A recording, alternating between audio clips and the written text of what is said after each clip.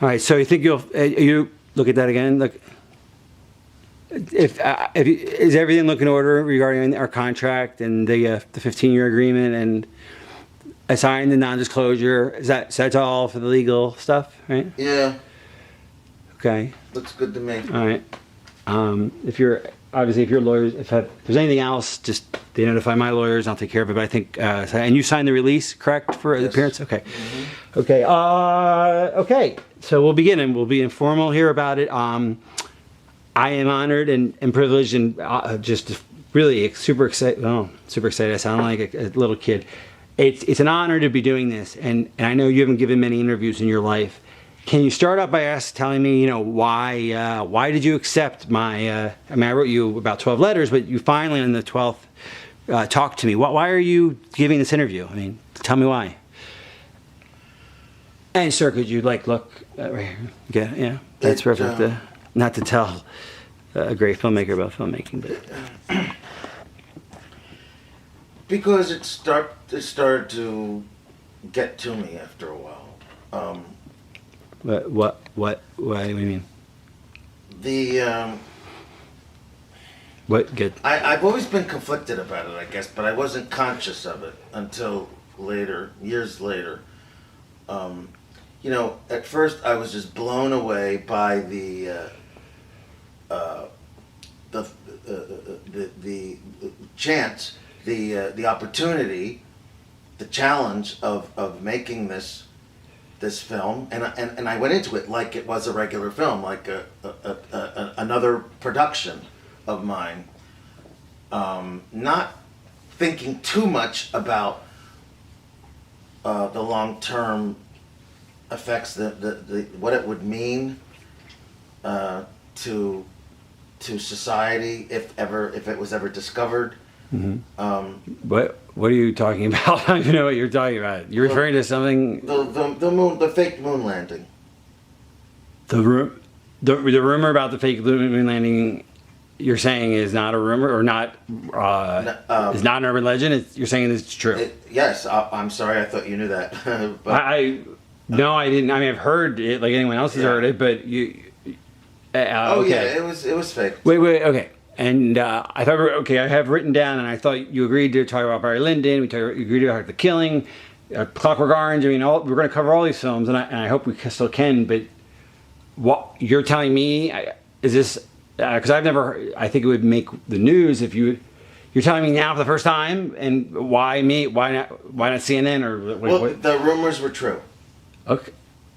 Okay, well, I obviously want to understand what the hell what you're talking about here. Okay, but why are you telling me? I'm a nobody. The moon landings were fake. Okay, and I want to hear what the hell. I'm sorry, what the hell you're saying. I don't know. Tell me how, what, when, where. I'd like to hear the story about this, but why are you telling me? And is that so? That's the 15-year thing. So that makes sense now. That's why I can't release this for 15 years. That makes total sense now. Yes. Okay. Because you have a super big secret that you're basically using me to conceal and then release like a time bomb. And my upcoming film, Eyes Wide Shut, is all about secrecy.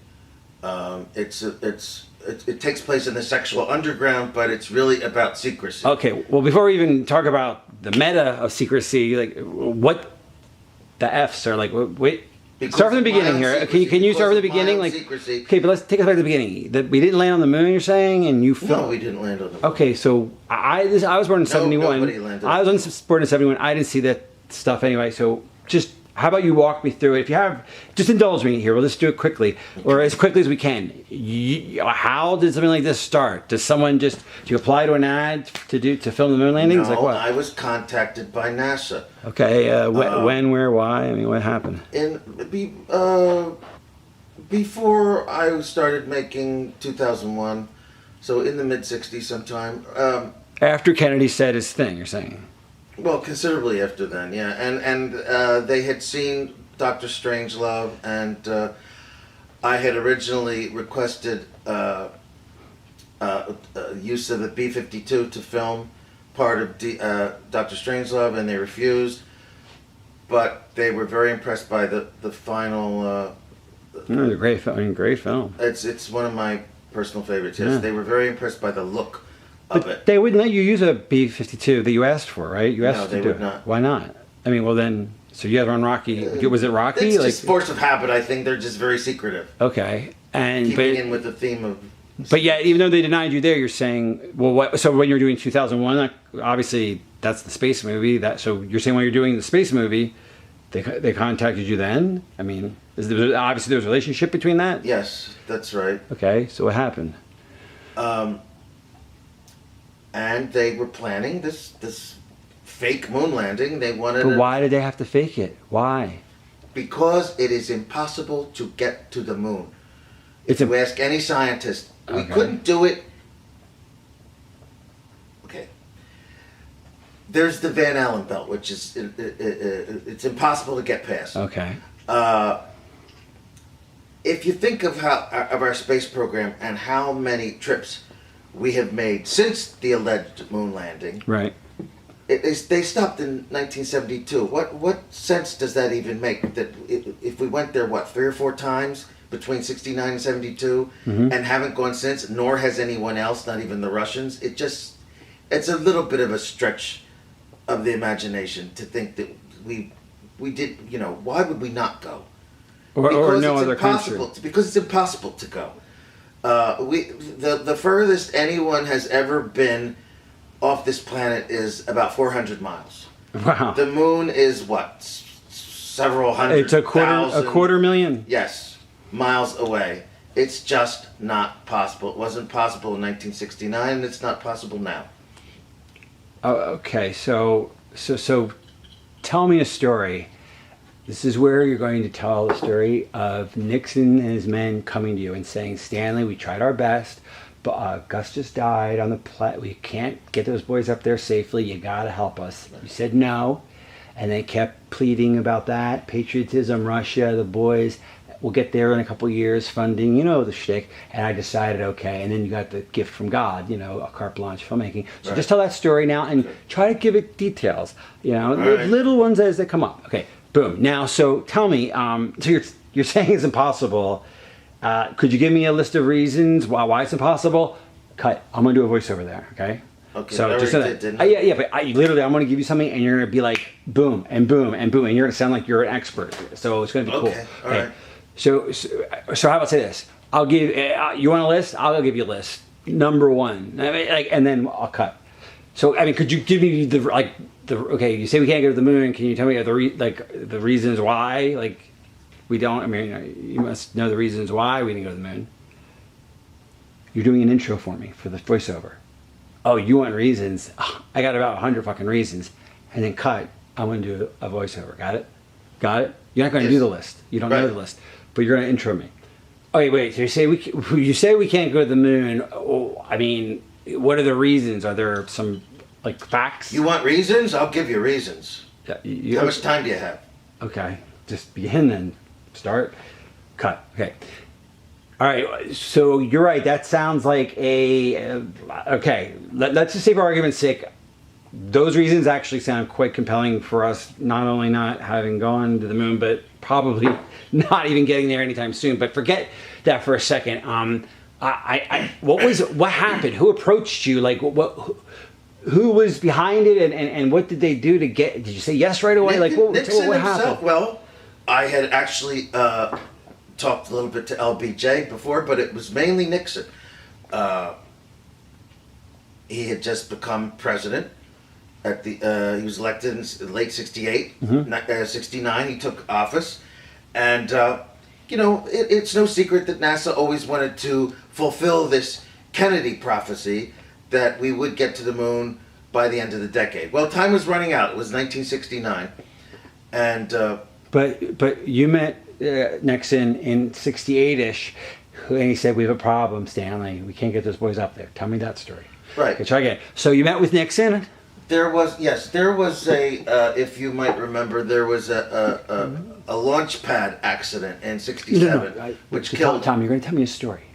So Nixon sat me down in the Oval Office, and he says to me, "That boy just died. I don't think this is how I want you. then we're going to Oh, you're Neil. telling me that We're going to Nixon's- Neil. Yeah. And when we go to Neil, you're telling me through Neil. This is our new template. It's going to be helpful to you. It's going to be helpful to you. So you're telling me the story through, and it's going to come to you like that. So Nixon sat me down and he said, "It's impossible, Stanley, to get to the moon. It's impossible." And now his boy Gus just You don't died. want me to mention this the Yeah. accident? Yeah. And Okay. he said, "Stanley, that boy Gus, he died he died a fiery death. I Yes. don't want. Do you know what that would do to my approval ratings if those boys died in space? I mean, think about it, Stanley." Right. And I thought about it, and he was right. And he said, "And those Ruskies, if we don't keep up with them, they're going to take over the world. And I'm no communist. And I know you're no communist, Stanley. I mean, it's just child's play. right, Just do it, okay? But bring us there." Yeah, all right. And all then, right, all right. and I think I couldn't say no. And so I said, yeah. And he said, "You can make any damn film you want. I don't care what it is. I don't care if it's about, L's fucking girls in Peru. It's like, you can do whatever you want. Elves. L's fucking girls in Fucking Peru. girls in Peru. I don't care if that, we'll get it out there, hundreds of millions of dollars. Okay. Just see and just tell a story. Peruvian elves. It's just saying, do your shtick. Do a shtick. Get in the fact that you're writing this time, and not everything's got to be drab. It can be funny in a very subtle way. So you meet with Nixon, and what happened? Yeah, I met with Nixon. And let me start you off. Pat was the first person I saw. I think she was high. No, Betty Ford. That was Betty Ford. Sorry, Betty Ford was. Pat too. Actually. Oh, Pat, you're Perry. So she was drunk off, but then I went and saw Nixon. He had just played golf. Start with details. It's so easy. Pat was. Okay, so you met Nixon. You went to the White House. I met Pat actually first. I think she was on painkillers or something. She never said much, so it was nothing worth repeating. But when I met with Nixon, boy, that was an experience. They just shuttled you in privately because obviously they couldn't have you. No one could know you were meeting with him. Yeah, he had his shoes off, which, and you could smell his feet, so it's just really kind of amazing. It was not anything I could have predicted.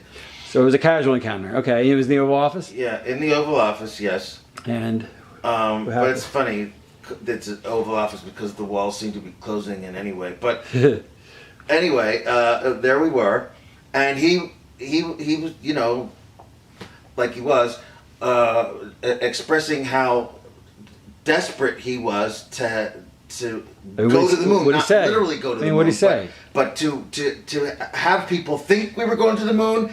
He was worried about his own perception because he just became president, and his. So what did he say? He said that after all there had been an accident. You're telling it in the third person. You don't have to imitate him, but you go, "You're doing good. You're doing." I know. No, listen. I know that you're doing good.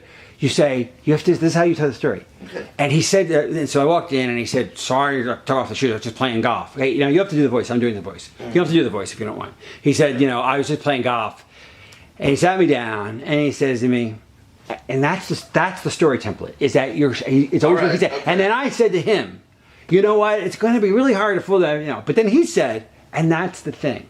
That's how we're going to do it the whole night. Neil said, and then I said to Neil, "Well, don't worry." Neil's there too? No, this is Okay, later. this is later. I'll give you a template. It's always, that's the storytelling method, okay? So we're not saying third person. He said, so Nixon says to me, and I remember, he just stared in his scotch as he said this. He said, fact, whatever it is. That's the perfect way to deliver this. Got it? Mm-hmm. It's okay. So you in the Oval Office, and what happened? And you're doing good. Yeah, okay, so Nixon sat me down. First, he complimented me on 2001, which was nice to hear. And he said, speaking of space, going to the moon, he told me about the plan. He didn't, yeah. So he says to me, you don't say he said anything. You say what he says, okay? That's all, Tom. I'm just giving you an introduction. Wait, you want me? Everything about I walked in. You want and he me to said say this. it as him, or do you want? You don't have to imitate him, but you have to say. He says, "Stanley, we've worked on this moon program." You're not saying what he said. You're not reporting it. You're repeating it. I'm saying it as Nixon. You're repeating it in a storytelling way. All right. So I go to this whore, and she goes, Okay, "Listen, all right, I don't all do right, it." all right, all That's the mood. All right. Okay. It's not like, so this horse said, no, it'd be like, you're like, you don't have to imitate him if you don't feel comfortable. You just say, "Stanley, whatever he says." That's how we get the information. We're doing exposition here. That's the way we're going to sneak it in. Okay. So we're there, you're at this Oval Office, and what happened? Yeah, he sat me down. complimented me in 2001, and then he said, You're doing it right. You're doing it kind of academically. Enjoy the story. You're spinning a yarn here. Right. So you go in there. Did he offer you a drink? And tell me, set the stage. yeah, and he was already drinking, so I decided to join him. I don't remember what I had because I drink almost anything. He was drinking Dewar's, I think, which, I mean, if you're going to drink Scotch, okay, but Dewar's, I don't know. Anyway, he complimented me on 2001, and then he said, speaking of space, you know about President Kennedy's prediction of going to the moon by the end of the decade. Well, it was almost like a mandate. Like he sort of Yes. like threw the gauntlet down. And he said, well, time is running out, and we want to do that, but we can't. It's impossible. We tried. We've been testing this for years. As you may have heard, there was a launch pad accident in 1967 in which the famous Gus Grissom was killed and 2 other astronauts. Gus was a good guy, but anyway, and it can't be done. We talked to every scientist imaginable. It just cannot be done. But after seeing your film, I am convinced, and the gentlemen at NASA are also convinced, that you can help us make people believe that we have been to the moon and back. And you must have been startled at that moment. Okay. Actually, a little bit, but I also knew where this was going, and I thought, what a trip. What a trip this is for me as an artist. Okay, you were still young and wide-eyed. I couldn't help it. Okay. It's part of being, it's like it's the DNA or something of an artist. Like your adrenaline got going. Yes. Your juice is flowing. Okay. Yeah. Go on. And I was excited. All right, He go didn't on. even have to finish, but he did. And explained to me that he wanted me to film a fake landing with fake astronauts. Well, not real astronauts, but faking the exploration of space. Because they just knew they couldn't get there. Because there was just no way we could get there. And the political, I mean, they'd spent all that money, I guess. And Yes. there was a political brinksmanship going Yeah, on. of course, Nixon wanted to make a big splash. It was early in his presidency. Yeah, And, that would have made him look really he- like a failure. He wanted to. Okay. Yeah, he wanted his approval points up, and he thought nothing could do it better than this, to fulfill this dream that America has had as a country since the Kennedy years. Okay, so you're saying the motivation was PR. PR, absolutely, plain and simple, Okay. PR. All right. And the geopolitical chess match between Russia that was going on, it would have weakened Yes. their position, so to speak. Yes, And I guess that money. was background. That was great background for the story. Yes. There's also, it must have been about Because everything there was was about still money, though. a red fear, a communist fear among the people. Right. Sure, that was right. You're coming to the yeah. Yeah. Sure. I mean, missile crisis and all that. Okay. But it's also really about, like anything else, about money. I mean, they'd spent, well, the equivalent of $1 billion, almost $1 trillion of our dollars now on this program. Yes, in addition So, to being that must have- impossible and unsafe, it was also terribly expensive. But no, what that's I'm saying the is that thing. it was so expensive that to fail would not, quote unquote, not be an option. In other words, at a certain point, you spend so much taxpayer money. My question I'm asking is Nixon motivated, whoever these men that decided this to perpetrate this fraud, was it the money? In other words, if you can't go to the, or maybe you can, I don't know. Can you go to the American people after spending $1 trillion and say, we've got nothing to show for it? No, So, obviously. but I'm saying is how much of that was the motivation? Of course, that was a huge part of it. A huge part of it.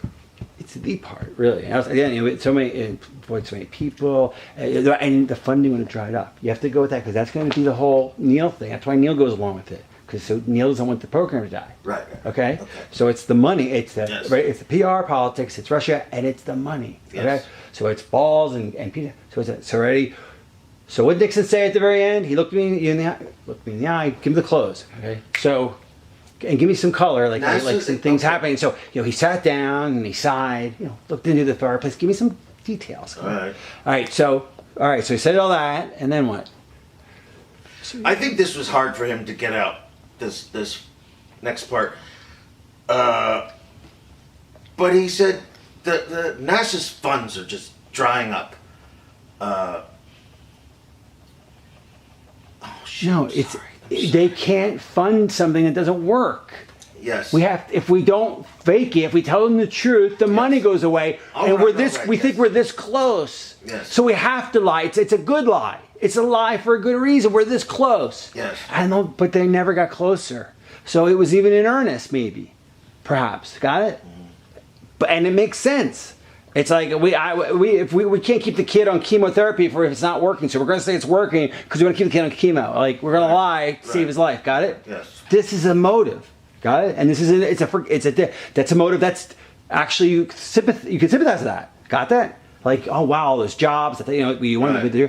That's the hook. Got it? Okay. So Nixon says to you. So he goes in for the big close and he says you got to do it. And he guilts you about merit patriotism? Have to save NASA. Okay. It was in deep trouble, and this was why was it in deep trouble? Just spent so damn much money, billions and billions of dollars. This would save them. This great PR would save them. It's the reverse. It would destroy them if the truth came out. They weren't a damaged agency. They were the hottest agency in the world, Tom. If the truth came out, no. I said, if the truth comes out, NASA is destroyed overnight. The program's destroyed overnight. All right. They weren't a hurting agency. They were the hottest thing in the news. They were the darlings of everyone. But then they realized they couldn't go. Tell the truth and become the stepchild, the redheaded stepchild, and lose the money, or lie, and then we'll get there in 73. So keep it going. That was the kicking can down the road rationalization they made. All right. It's simple though. Okay, ready? So Nixon. If you keep making it up, I'm not making it up. It's the plausible reason. All right, Tim. It's not even. I'm not making it up. Why would you lie about this, Tom? Why? To keep the funding to keep the program going, so you can get there. But it never happened because it was insurmountable. All right. That's it. Okay. So I'm not making anything up. Okay. PR with the Russians. We don't want to kill those boys. It's unsafe. And the money. We couldn't. So Nixon says what? Give me some details. Give me some details. He sat down. We couldn't just tell people the truth. Let's start with them. The big finish. So Nixon sat down. Give me some color. Tell a story. Back to the beginning? No. All right. Keep color. So Nixon at this point, I think, like you said, it was hard for him to say this next part. He sat down. He looked at his scotch. Looked into the fireplace for a minute, took a breath, drank the scotch, and then he said, Stanley, and you gotta give me more Stanley. Yeah, it was. Gotta give me more Stanley. No, take a pause and begin the scene. Okay? All right. Yes, and now, drink your drink while you, drink your drink while you tell the story. Okay, come on, you're reminiscing. Yeah. Okay. So with Nixon, and what happens? So Nixon says. It was hard for him to say this next part. He was looking into his drink kind of like I am now. And finally he said that we can't tell people the truth, that we can't get to the moon. It would be disastrous for NASA. Their funding would dry up. People wouldn't have faith in them anymore. It would be like in faith, it would be over, failure. Right? It would be over. Yes, it would be absolutely over. So if we fake this moon landing, it would do nothing but increase the reputation, and we could go again and again if we had to.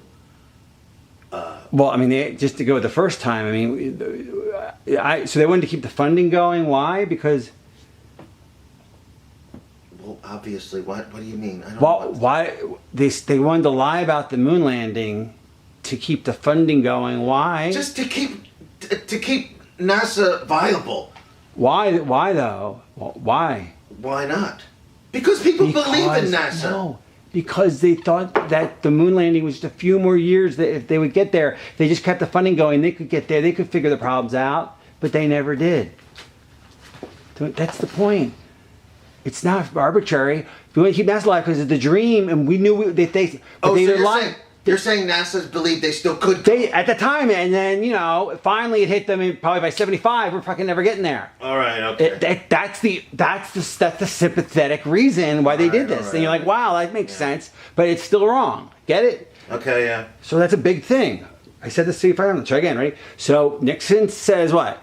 Grab your drink, and action. What they believed was if we could Nixon sat down. Tell me a story, Tom. Come on, color it. Okay. Am I going back From the ending? Nixon sat down, looked at his drink, looked in the fire, and said, right. "Stanley, wrap it up." All right. So Nixon, this next part was hard for him to say. Towards me. He looked at his drink kind of like this and said, "We have to fake this. We have to fake this moon landing, just to keep interest in NASA and." In the next few years, we might actually be able to go for real.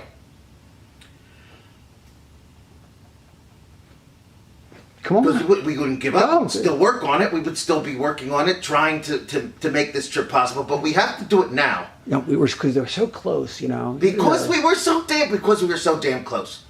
We had to do it now.